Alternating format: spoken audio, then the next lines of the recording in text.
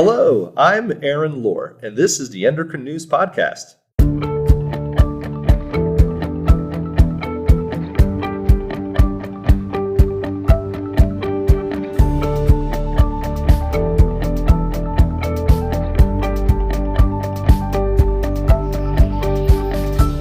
If you're like me, you know sleep is important, but sometimes you just don't get enough.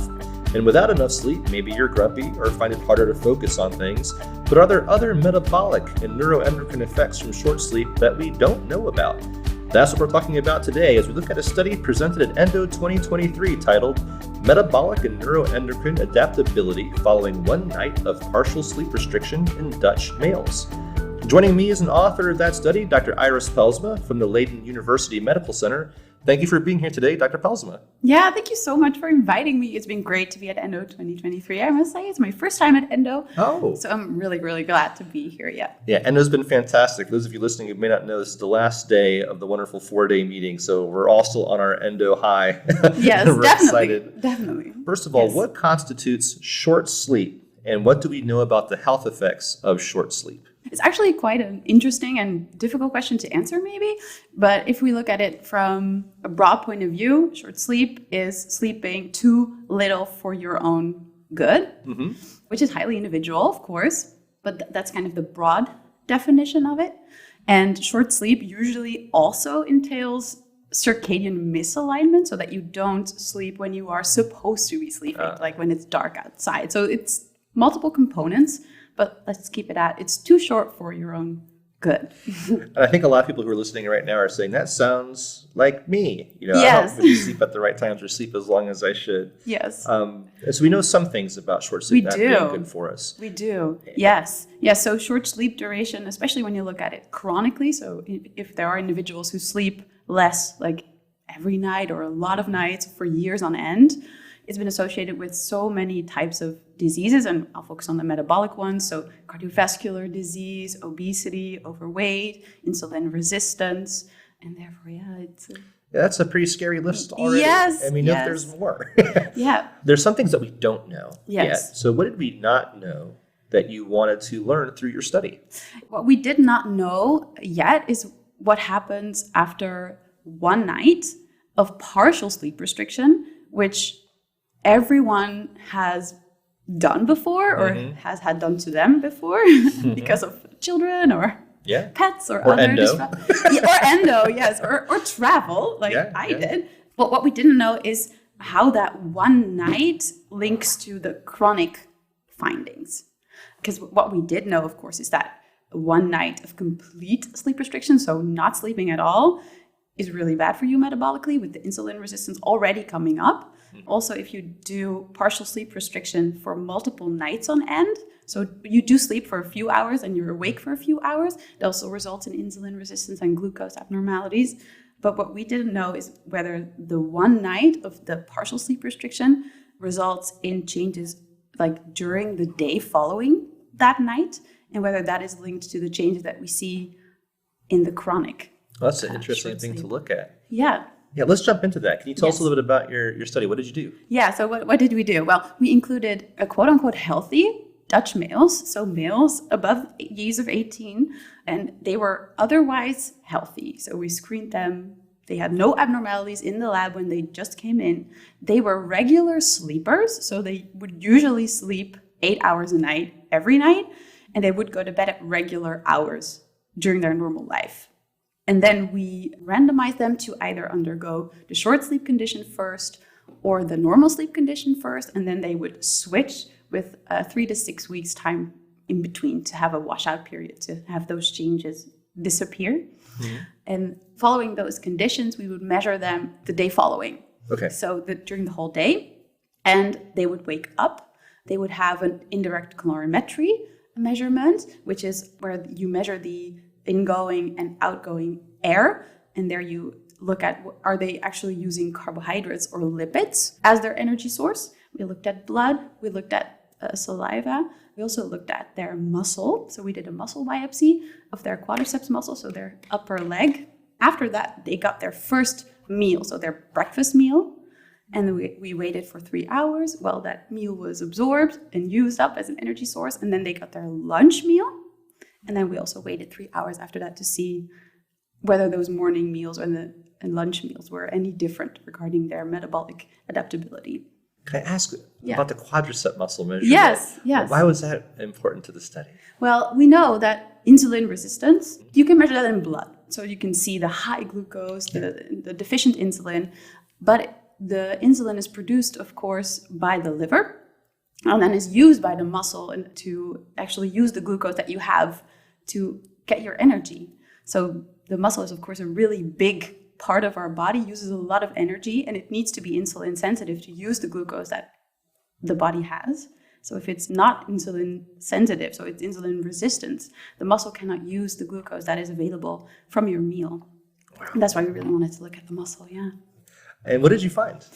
A lot. Okay. Yes. Yeah. So the one night of partial sleep restriction is quite a subtle change, right? So there have been studies done that have looked at those partial sleep restrictions for nights on end and then assessed the patients or individuals. And what we did was just the one night. So the change that we saw when they were fasting after that one night was that we saw their increased free fatty acid levels at the normal wake-up time. So we measured them at their normal wake-up time. So the individuals with the sleep restriction, they had been awake for a few hours, because the sleep restriction paradigm, which I forgot to say, is that we restricted their sleep 2 hours in the beginning and 2 hours at the end. So the normal sleep people were allowed to sleep from 11 to 7 a.m. And the sleep restricted individuals were allowed to sleep from 1 a.m. to 5 a.m. And we specifically chose that paradigm because that paradigm results in the same structure of the sleep stages. So I won't go into all the details about sleep, but usually you have light sleep, deep sleep, REM sleep. Mm-hmm. And there's a distribution of those stages when you have a normal night. And if you restrict the hours in the end and at the beginning, you keep that structure only shorter in the amount of time. So that's why we also really love this paradigm, because it's not that you alter the sleep stages, you just alter the duration of sleep. Understood. Okay. Yeah. So when they were at their normal wake-up time, so 7 a.m., the sleep-restricted individuals showed much higher free fatty acid levels, which was also reflected by their fasting calorimetry measures, where we could see that they were actively using lipids as their energy source over glucose, which is usually like normal because they were awake fasting for 2 hours longer than the other individuals were. And the other measures, I must say, so glucose, insulin, incretins, cholesterol, other lipids were all equal between the normal sleep and the sleep restriction. So it's just the free fatty acids that were affected by the sleep restriction when they were fasting.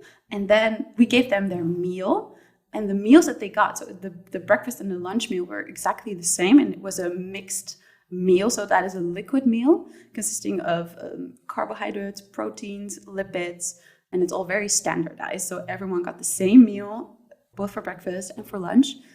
So they first got their breakfast, and a few minutes after their breakfast, we did the muscle biopsy. We looked at the muscle. We looked at it in two different ways. So we looked at the metabolome, so the active metabolites, so the proteins that were in the muscle cells. And we found no differences between the sleep restriction paradigm and the normal sleep, which sounds like good news. Sounds okay. Yes.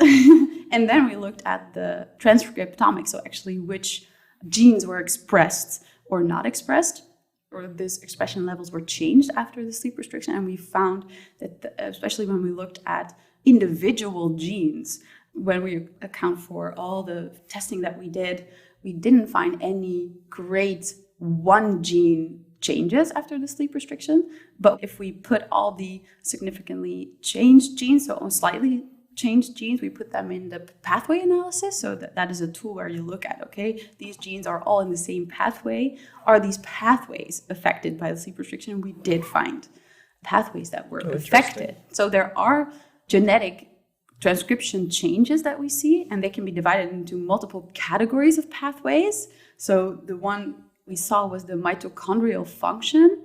So the mitochondria, of course, are the energy sources or the energy creators of the cell. So they use a respiratory cycle to create energy for the cell. And we saw that after sleep restriction, those pathways were actually altered. And we believe that they were dysfunctional in a way, or less functional after the sleep restriction. And we also found a few extracellular matrix pathways that were affected. So we know that, of course, cells are in a matrix where they adhere to other cells of the same type, but they also need an extracellular structure. And the pathways that sort of degrade that kind of structure were also upregulated. So they were up. So there was a little bit of dysregulation there of the muscle cells. So the changes that we saw were quite subtle. So if you actually look at the metabolome, nothing happens in the muscle. But if you look at the transcriptome, there are subtle changes that we see.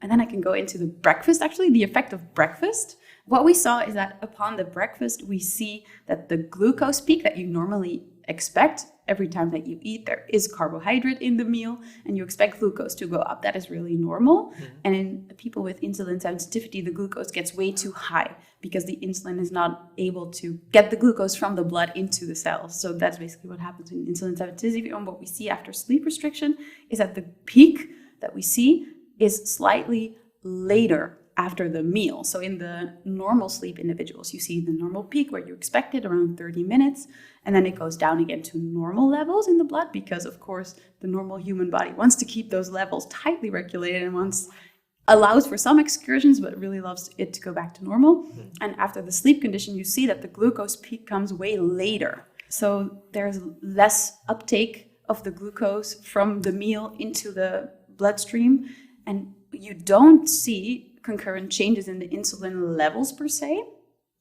But we do see that, of course, because of that shift to the right with the peak occurring between 60 to 90 minutes, depending on the individual, we do think that the body is insulin insensitive. It doesn't react to the same level of insulin as it would in a normal condition. Also, what we observe is after the meal, the total cholesterol levels and the LDL cholesterol levels were significantly lower, which of course was interesting because normally if you have a metabolic syndrome, you see that those cholesterol levels are up. And now we saw that they were slightly lowered. And we believe that that is because of the structures that hold lipids in the blood and hold the free fatty acids are being used up more. Because of course the free fatty acids are up. They are used for energy source after the sleep restriction. So of course you give lipids in the meal as well. And the body wants to use those lipids over the glucose because it's still in a state of fasting lipid oxidation. So it prefers to use up the lipids that you get. So that's really interesting, actually. And it was the opposite of what we expected to see, which was really interesting. And then everything actually goes back to normal. So if you look at the 3-hour mark after the breakfast, the normal sleep condition and the short sleep condition are the same. So you see that, okay, you get those meal, you see those subtle changes in the body, and then at the time where the meal is sort of used up and you're back into a normal state, both the conditions are equal. How interesting. So it's actually really interesting. And then after that, they, of course, got their lunch, which is the same meal as they had at their breakfast. And you see a different pattern of reaction. So we saw completely normal glucose peak after the sleep restriction condition. So the normal sleep condition and the sleep restriction condition were the same. You see the normal peak. But in the sleep restriction studies, you see significantly lower insulin levels needed to get that normal insulin peak. So in the beginning, you see altered glucose levels, but normal insulin levels. And then in the afternoon, you see normal or similar glucose levels and altered insulin levels, or in this case, lowered insulin levels, which also indicates that there's something going on with the insulin sensitivity because all of a sudden you need less insulin to get to the same level of glucose. So it feels like the body is trying to adapt to this condition. That's what it feels like. Or I mean, scientists shouldn't be feeling about their data, right? But that's what we think. Sure, we get insights. Yeah. Yeah. So they're like trying to get it all calibrated to normal levels. And the same results that we saw for the total cholesterol levels in the morning meal, we saw the same in the afternoon. So those effects were the same. This is a study that's looking at one night of the restricted sleep. Let's say that this was a pattern. This was a lifestyle for somebody. That's the way that I sleep every night for maybe 2 weeks straight. And in your study, what you saw is like by lunch, maybe some of the things kind of started to normalize a bit. What if it wasn't just a one night though? What if it was this is like almost every night. Do you think that the changes would be more long lasting, or? We do think that. In the beginning before doing the study, we hypothesized that there would be a sort of additive or aggravating effect, right? During the day. So we thought, it might be getting worse during the day. But in this case, it didn't, right? So it got back to normal. But what we think happens, and what also others, researchers have shown, other groups, is that the longer you sleep deprive yourself, the worse off you are.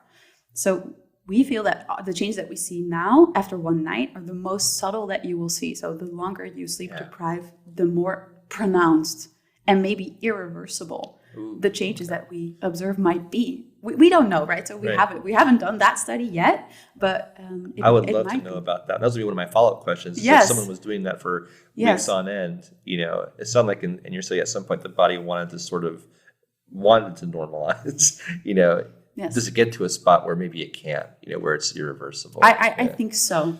And that's why we see all those associations, right? So with the chronic short sleepers and also the night shift workers, so the people who might be sleeping 8 hours but sleep at the wrong time of day because they sleep during the day and not at night. We see that they have very pronounced changes. And so I feel that the longer you would do this, the more pronounced and also irreversible the effects would be. And I really do feel that muscle, but also adipose tissue, which we haven't looked at yet, but we will in the future, are the two major contributing organs, as well as the liver, because it produces all those lipids and also the growth factors.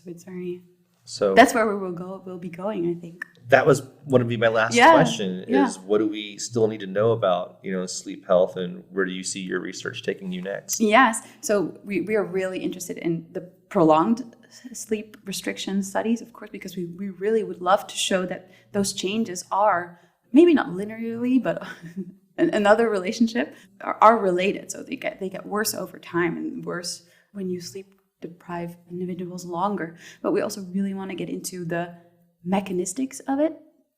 So what is really happening in those muscle cells? What is really happening in the adipocytes, so the fat cells? What is happening there? And we feel that there is a need going unmet right now. So that's basically where I would love to be going next. Fantastic. This was a wonderful conversation. We are out of time, but Dr. Pelsma, thank you so much for coming on the podcast and sharing this wonderful work. Yeah, and I loved it. It's great. My first podcast experience has been great. Hey, I would love to be doing it next. Well, I'll tell you what, as you learn more through this, we'd love to have you back on. Yeah, that would be great. Yeah. That's all for this episode. I hope you enjoyed it. One thing that helps me sleep better at night is knowing we have plenty of great endocrine stories to share with you. If there's a topic you'd like to hear us cover on the podcast, you can let me know by emailing me at podcast@endocrine.org. And a big thank you to everyone who already shared their great ideas. Until next time, thanks for listening.